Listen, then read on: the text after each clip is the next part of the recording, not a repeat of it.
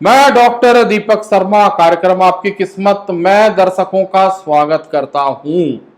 कार्यक्रम आपकी किस्मत और यूट्यूब चैनल के माध्यम से ग्रह नक्षत्रों की चाल, ज्योतिष शास्त्र का अध्ययन और वास्तु शास्त्र से संबंधित विभिन्न पहलुओं की जानकारी हम समय समय पर आपको प्रदान करते आए हैं।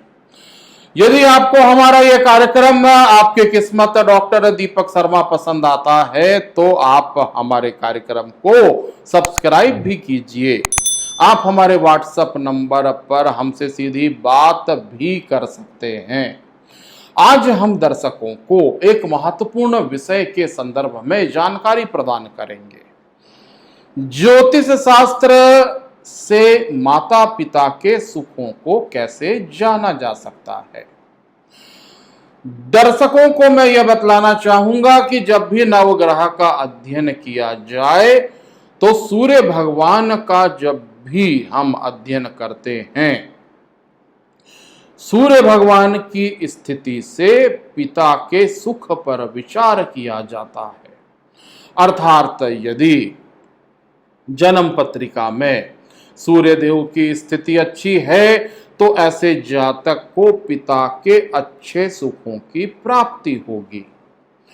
चंद्रदेव मां के कारक ग्रह माने गए हैं और मां के सुख के विषय में चंद्रमा से विचार किया जाता है। बिल्कुल स्थिति स्पष्ट है। नवग्रहों में सूर्य भगवान पिता के कारक ग्रह माने गए हैं और चंद्रमा को ग्रहों की मां अर्थात मां के सुख के विषय में चंद्रमा की स्थिति के आधार पर फलादेश किया जाता है। अब प्रश्न उठता है कि सूर्य भगवान की स्थिति कहां कहां पर अच्छी होती है। यदि सूर्य देव अपनी उच्च मेष राशि अथवा अपनी स्वराशि सिंह में विराजमान हैं तो ऐसे जातक को आजीवन पिता के सुख की प्राप्ति होती है। सूर्यदेव मेष अथवा सिंह राशि में यदि बैठे हैं तो जैसे बालक या बालिका गर्भ में भी आता है तो पिता को भी भाग्य जनित सफलताएं प्राप्त होने लगती हैं। ज्योतिष शास्त्र का ये रहस्य है।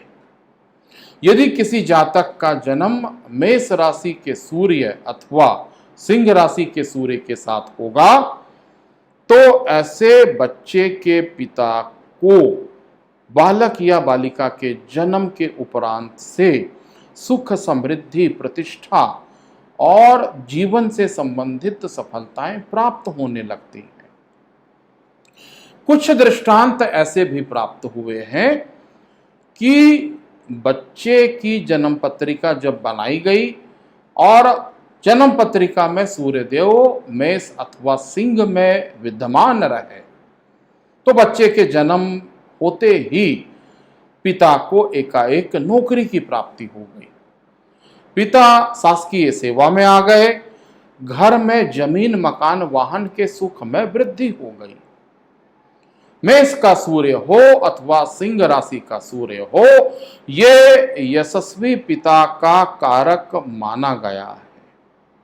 बहुत ज्यादा पिता से संपत्ति की प्राप्ति भी बच्चे को होती है या जातक को होती है। सूर्य देव तुला राशि में नीच के होते हैं। यद्यपि तुला राशि में सूर्य देव नीच के हैं परंतु 12 भाव में उनकी स्थिति अच्छी होती है तो भी जातक को पिता के सुखों की प्राप्ति होती है। चंद्रमा यदि कर्क का होगा यानी अपने कर्क राशि में विराजमान होगा या चंद्रमा अपने उच्च वृषभ राशि में विराजमान होगा तो मां के अद्भुत सुख की प्राप्ति होती है। सूर्य की अच्छी स्थिति से पिता का सुख और चंद्रमा की अच्छी स्थिति से मां का सुख प्राप्त होता है। यदि सूर्य चंद्र मूल त्रिकोण अर्थात जन्म पत्रिका के पंचम या नवम भाव में विराजमान हो यदि सूर्य चंद्र आपके केंद्र स्थान यानी प्रथम, चतुर्थ, सप्तम और दसम भाव में विराजमान हो, सूर्य चंद्र उच्च के हों, तो जातक को माता पिता के अच्छे सुखों की प्राप्ति होती है। सूर्य चंद्र की अप्रिय स्थिति तब होती है जब सूर्य चंद्र छठवें, आठवें अथवा 12वें स्थान पर विराजमान हो। यदि सूर्य छठवें स्थान पर विराजमान होगा तो जातक की पिता से दूरी हो सकती है। यदि सूर्य भगवान 8वें स्थान पर विराजमान होंगे तो भी जातक की अपने पिता से भौगोलिक दूरी या वैचारिक दूरी हो सकती है। यदि सूर्य भगवान 12वें स्थान पर विराजमान हो तो भी जातक की पिता से दूरी हो सकती है। वही स्थिति चंद्रमा के विषय में भी सिद्ध होती है। यदि चंद्रमा छठवें, 8वें अथवा 12वें स्थान पर विराजमान है तो जातक की मां से दूरी होती है या मां के सुखों की प्राप्ति नहीं हो पाती। अब प्रश्न ये उठता है कि माता पिता से तालमेल की कमी या माता पिता के सुखों में कमी है तो हमें क्या करना चाहिए। सूर्य भगवान के कृपा को प्राप्त करने के लिए हमें लाल रंग की वस्तुओं का दान करना चाहिए। तांबे के पात्र का दान मंदिरों में करें, सूर्य भगवान की कृपा आपको प्राप्त होगी। प्रातः काल स्नान उपरांत तांबे के लोटे से सूर्य भगवान को जल अर्पित करें तो भी आपको सूर्य भगवान की कृपा प्राप्त होगी। चंद्रदेव की कृपा प्राप्त करने के लिए आपको भगवान शिव जी की पूजा अर्चना करनी चाहिए। शिवलिंग का आपको जल, कच्चे दूध, दही, शहद, गंगा जल से अभिषेक करना चाहिए और चंद्रमा की शांति के लिए आपको श्वेत चावल का दान करना चाहिए।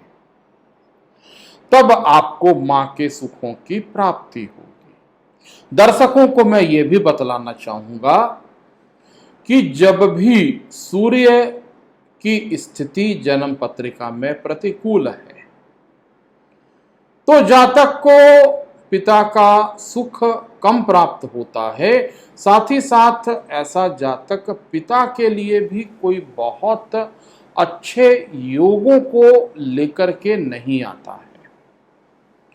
यदि सूर्य ग्रहण के समय का जन्म है तो जातक को तो पिता का सुख प्राप्त नहीं होगा, साथ ही साथ सूर्य ग्रहण में जन्मे बच्चे के कारण पिता को भी क्षति या हानि उठानी पड़ सकती है। चंद्र ग्रहण का जन्म है तो जातक को मां के सुख की प्राप्ति नहीं हो पाएगी। साथ ही साथ बच्चे के जन्म के उपरांत बच्चे की जन्म पत्रिका में चंद्रमा के ग्रहण योग से पीड़ित होने के कारण मां को भी कष्टों का सामना करना पड़ता है। कहने का आशय यह है कि सूर्य की अप्रिय स्थिति पिता पुत्र दोनों के लिए नुकसानदेह हो सकती है। वैसे ही चंद्रमा की अप्रिय स्थिति भी मां और पुत्र या पुत्री के लिए नुकसानदेह हो सकती है। ऐसी स्थिति में आपको सूर्य और चंद्रमा के उपायों को जरूर कर लेना चाहिए, जिससे आपको जीवन में सूर्य और चंद्रमा के कारण या उनके प्रतिकूल प्रभावों के कारण जो कुछ भी कष्टों का सामना करना पड़ रहा है वो कष्ट दूर हो जाए। आने वाले समय में दर्शकों को हम ऐसे ही रोचक तथ्यों की जानकारी प्रदान करते रहेंगे। अगले प्रसारण और अगली रोचक चर्चा तक के लिए मुझे डॉक्टर दीपक शर्मा को इजाजत दीजिए। नमस्कार।